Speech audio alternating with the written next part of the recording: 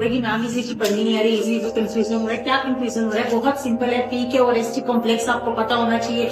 चलो छोड़ो, आपने पूरी डिटेल में नहीं जाना तो मैं आपको एक बेसिक बताती हूँ। आपके पास इमरजेंसी में पेशेंट आया है, उसको चेस्ट पेन की कंप्लेंट है, हो सकता है पेशेंट को हार्ट अटैक की प्रॉब्लम हो, तो आपको स्टेम ईसीजी के अंदर हार्ट अटैक चेक करना आना चाहिए। इसमें आपने कुछ नहीं करना, सारी ईसीजी को पूछो, आपको सिर्फ एसटी सेगमेंट देखना है। अगर एसटी सेगमेंट एलिवेशन आपको शो हो रहा है तो हो सकता है कि इसको हार्ट अटैक आया है।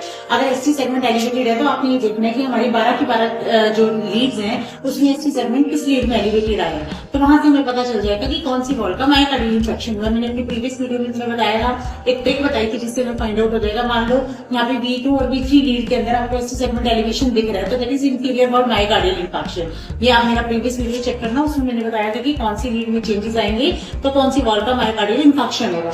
ठीक है, अब हमने देख लिया कि एसटी सेगमेंट एलिवेशन है, हार्ट अटैक है। तो अगर मान लो पेशेंट चेस्ट पेन से, जरूरी नहीं है कि उसको हार्ट अटैक हो सकता है इस्कीमिया भी होगा। इस्कीमिया या हार्ट अटैक में क्या डिफरेंस? हार्ट अटैक में ब्लड सप्लाई स्टॉप हो जाती है, इस्कीमिया में एक पर्टिकुलर सेगमेंट में आपकी ब्लड सप्लाई स्लो हो गई है, तो उस केस में क्या होगा, आपको एसटी सेगमेंट एलिवेशन नहीं दिखेगा, आपको एसटी डिप्रेशन दिखेगा।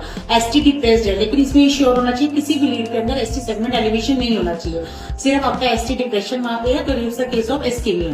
This is the way how we differentiate between heart attack and ischemia.